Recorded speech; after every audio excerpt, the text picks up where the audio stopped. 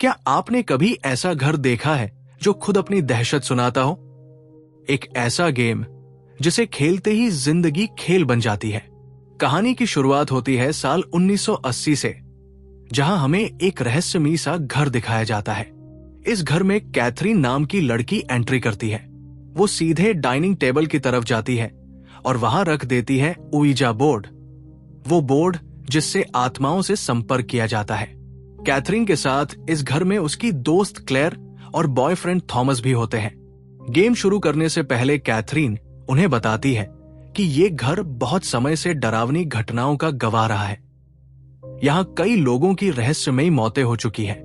तीनों मिलकर Ouija board game शुरू कर देते हैं।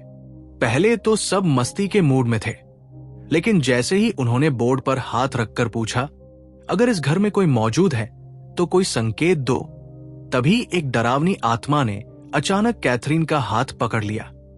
वो बुरी तरह घबरा गई और तुरंत हाथ हटा लिया। इसी दौरान क्लेयर अचानक कुर्सी से खिंचती है और अंधेरे में कहीं गायब हो जाती है। थॉमस डर के मारे वहां से भाग जाता है और कैथरीन को लगता है कि उसके पीछे कोई खड़ा है। पीछे मुड़कर देखती है तो एक डरावनी परछाई नजर आती है, लेकिन वो कुछ समझ पाती उससे पहले ही वो अजीब सी शक्ति उसे उठाकर बाहर फेंक देती है। अब कहानी फ्लैश फॉरवर्ड होती है कई साल बाद की, जहां लॉरी और उसकी मां को दिखाया जाता है।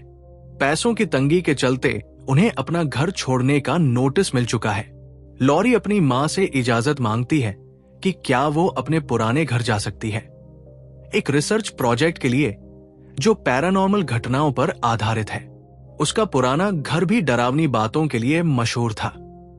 मां उसे साफ मना कर देती है, कहती है वो घर अब हमारा नहीं है, वो मेरी कजिन का है और उससे मेरी ज्यादा बनती भी नहीं है।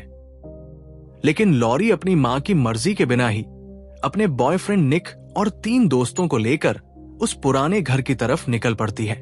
रास्ते में उसका दोस्त स्पेंसर पूछता है, आखिर उस घर में ऐसा क्या है? लॉरी बताती है, उस घर में कई अनसुलझी चीजें हुई हैं। ऐसा कहा जाता है कि वहां बच्चों की बलि दी गई थी। जब ये सब घर पहुंचते हैं तो दरवाजा खोलती है लॉरी की कजिन समांथा, जो खुद यहां सिर्फ लॉरी की वजह से आई थी। समांथा बताती है कि उनके पूर्वजों में एक औरत थी जो असल में एक विच थी। फिर वो सभी को घर में पुरानी चीजें दिखाती है, जिसमें एक कमरे में रखी डॉल सबसे ज्यादा डरावनी थी, खासकर उसकी नजरें जो मानो आपकी रूह में झांक रही हों। लॉरी की दोस्त टीना जब डॉल की आंखों में देखती है तो जैसे ट्रांस में चली जाती है और तब तक हिलती नहीं जब तक कोई उसे झिंझोड़ नहीं देता। इधर लॉरी पूरे घर की पड़ताल कर रही थी और बेसमेंट में उसे एक पुराना उइजा बोर्ड भी मिल जाता है। तभी वहां टीना आ जाती है और दोनों बातों में लग जाती है। स्पेंसर उन्हें बुलाने आता है तो दोनों वहां से बाहर चली जाती है। डिनर के दौरान समांथा सभी को चेतावनी देती है कि इस घर में रहना गैर कानूनी है और खतरनाक भी। स्पेंसर उससे उस काली कहानी के बारे में पूछता है जिसमें बच्चों की बलि दी गई थी। समांथा बताती है कि उसकी आंटी और उनकी बहनें सफेद जादू करती थी और उनके पास ताकतवर पत्थर होते थे जिनमें वो अपनी शक्तियां बंद करती थी। लेकिन जब एक पुरुष जादूगर उनके ग्रुप में शामिल हुआ तो उसने सब पर काला जादू कर दिया। वो एक दैत्य बनना चाहता था और इसके लिए वो बच्चों की बलि देने लगा। उसकी शैतानी योजनाओं में मदद करती थी कुछ बुरी चुड़ैलें जो बच्चों को ढूंढकर उसके पास लाती थी। ये कहानी सुनकर सब डर से कांपने लगते हैं, लेकिन लॉरी नहीं। वो उइजा गेम खेलने का आइडिया देती है, लेकिन जब वो बेसमेंट जाती है तो बोर्ड गायब होता है। उसे लगता है किसी दोस्त ने छिपा दिया होगा। तभी निक आवाज देता है। वो डाइनिंग टेबल की तरफ इशारा कर रहा था। वहां उइजा बोर्ड फिर से दिखाई देता है। इसी बीच दरवाजे पर एक बूढ़ा आदमी आता है जो खुद को केयरटेकर बताता है। वो सबको चेतावनी देता है कि ये जगह बेहद खतरनाक है और किसी को भी यहां नहीं रुकना चाहिए, लेकिन कोई उसकी बात पर ध्यान नहीं देता। रात को ये सभी उइजा गेम खेलना शुरू करते हैं। लॉरी उन्हें नियम समझाती है, कभी अकेले मत खेलो, कभी ऐसी जगह मत खेलो जहां किसी की हत्या हुई हो। खेल खत्म करने से पहले गुड बाय जरूर कहना। पहले तो गेम में कुछ अच्छे स्पिरिट्स आते हैं, लेकिन वो खुद ही बोर्ड से गुड बाय कहकर चले जाते हैं। फिर एक आत्मा आती है जो गेसिंग गेम खेलने को कहती है। शुरुआत में सब एंजॉय करते हैं, लेकिन थककर बिना गुड बाय कहे उठ जाते हैं। और वहीं से शुरू होती है उन सब की सबसे भयानक रात। अब ओइजा बोर्ड का तीसरा राउंड शुरू हो चुका था। वहीं दूसरी ओर हमें लॉरी की मां को दिखाया जाता है। उन्हें एक कॉल आता है और कॉल पर आवाज सुनते ही वो चौंकते हुए कहती है, थॉमस। इसी से हमें पता चलता है कि कॉल करने वाला और कोई नहीं बल्कि वही केयरटेकर है जो सालों पहले थॉमस के रूप में दिखाया गया था। और लॉरी की मां भी दरअसल कोई और नहीं बल्कि वही कैथरीन है जिसे फिल्म की शुरुआत में दिखाया गया था। थॉमस उसे बताता है कि तुम्हारी बेटी लॉरी अपने दोस्तों के साथ उसी खतरनाक घर में पहुंच चुकी है। यह सुनकर कैथरीन घबरा जाती है और थॉमस से कहती है कि हर हालत में बच्चों को वहां से बाहर निकालो। लेकिन थॉमस सॉरी कहकर कॉल डिस्कनेक्ट कर देता है। अब जैसे ही वो गाड़ी स्टार्ट करता है और निकलने वाला होता है, उसे पीछे की सीट पर किसी की परछाई दिखाई देती है। डर के मारे वो पीछे मुड़कर देखता है और उसे पता चलता है कि वो वही रोका की आत्मा है जिसने पहले कई बच्चों की बलि दी थी। अब वही आत्मा गाड़ी का कंट्रोल छीनकर उसका एक्सीडेंट करवा देती है और उसकी जान ले लेती है। उधर उस डरावने घर में समांथा को ऊपर की मंजिल से कुछ आवाजें आती हैं। वो चेक करने जाती है तो उसे वहां एक डॉल मिलती है। जैसे ही वो डॉल उठाती है, उसके अंदर से अजीब सी आवाजें आने लगती है। डर के मारे समांथा डॉल गिरा देती है और पीछे हट जाती है। तभी उसके सामने का दरवाजा खुद ब खुद बंद हो जाता है। वो डर से कांपने लगती है। नीचे टीना अब पूरी तरह से एक ओइजा बोर्ड बन चुकी थी।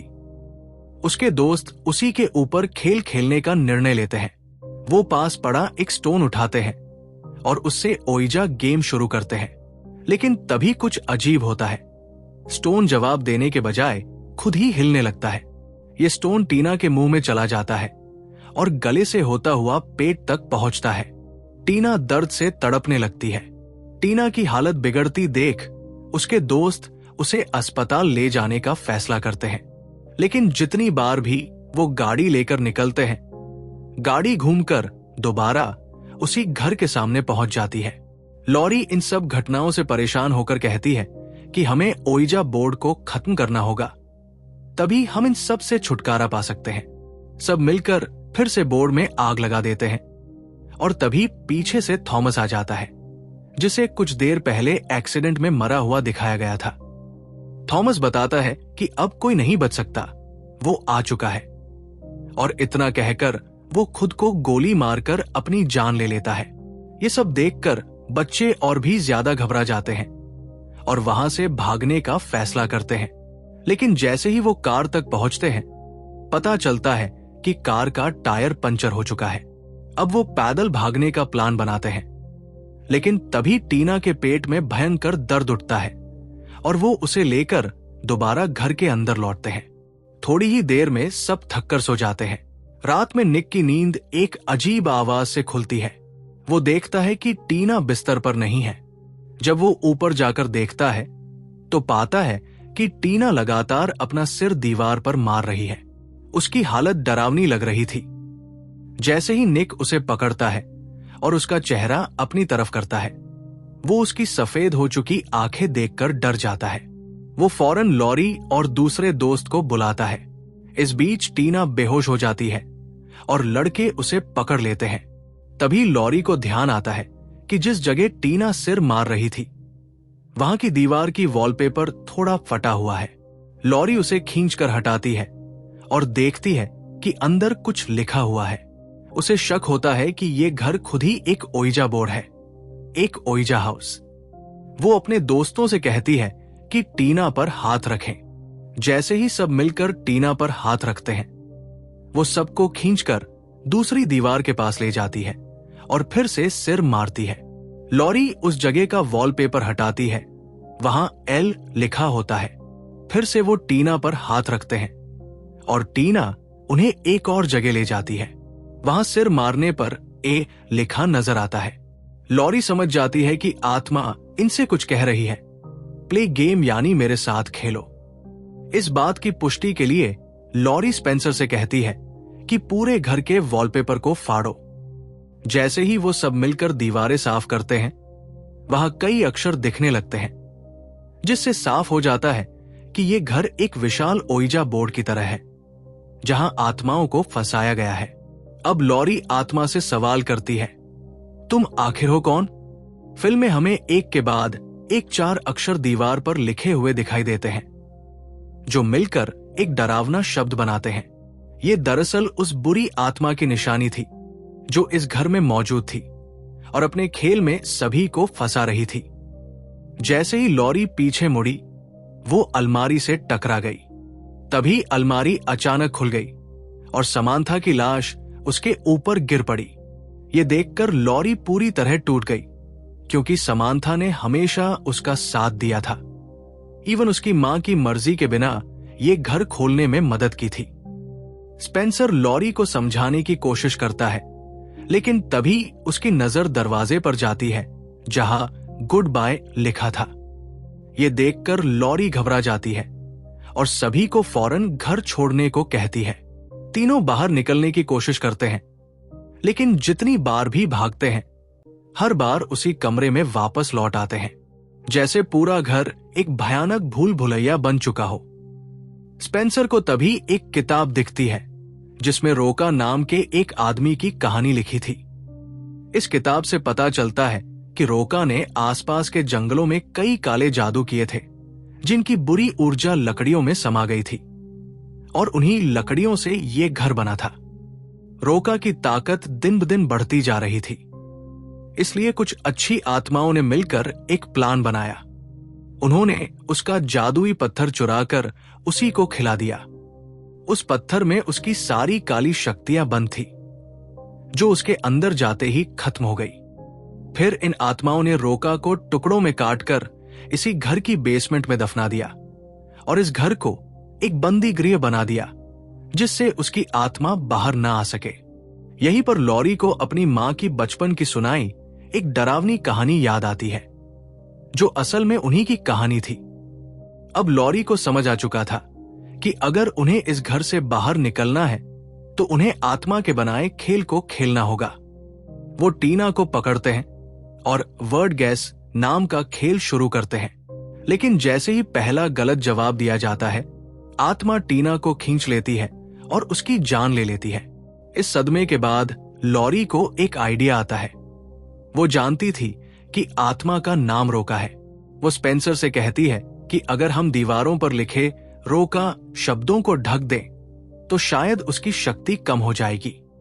वो टेप से शब्दों को ढकते हैं और ऐसा करते ही उन्हें लगता है कि अब वो आजाद है, लेकिन तभी पीछे से कोई स्पेंसर को खींच लेता है। लॉरी को समझ आता है कि ये ट्रिक काम नहीं कर रही। वो टीना के पास जाती है और माफी मांगते हुए चाकू से उसका पेट चीरकर वो पत्थर निकाल लेती है।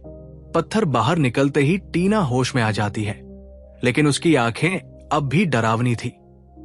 तभी स्पेंसर उसे गोली मारता है, लेकिन गोलियां भी बेअसर हो जाती है। अब वो स्पेंसर पर झपटती है, बट इस बार लोरा आखिरी आर लेटर को ढक देती है और ऐसा करते ही रोका दोबारा कैद हो जाता है। टीना की बॉडी गिरती है और उसकी जान चली जाती है। अब सिर्फ 2 लोग बचे थे, लॉरी और स्पेंसर। 3 महीने बाद की कहानी दिखाई जाती है, जहां लॉरी अपने पुराने दोस्तों को याद करती है। स्पेंसर उसका सहारा बन चुका था। वो उसके लिए घर वापस दिलवाता है, लेकिन खुशी ज्यादा देर नहीं टिकती। लॉरी को अपने कमरे में वही पत्थर दिखते हैं जो उसने ओइजा हाउस में देखे थे। फिर मां के कमरे से आवाज आती है। जब लॉरी दरवाजा खोलती है, उसकी मां सफेद आंखों वाली आत्मा के रूप में सामने आ जाती है और यही मूवी खत्म होती है, एक रहस्य के साथ। इस फिल्म से ये सीख मिलती है, हर डरावनी कहानी बस एक किस्सा नहीं होती। कभी कभी वो हमारे अतीत की सच्चाई होती है और बुरी आत्माओं से भागना नहीं, बल्कि उन्हें समझदारी से हराना जरूरी होता है। अगर आपको ऐसे रहस्यमयी और थ्रिलर कहानियों की डिकोडिंग पसंद है तो हमारे चैनल को जरूर सब्सक्राइब करें। यहाँ हर दिन डर के पीछे छिपी सच्चाई सामने लाई जाती है।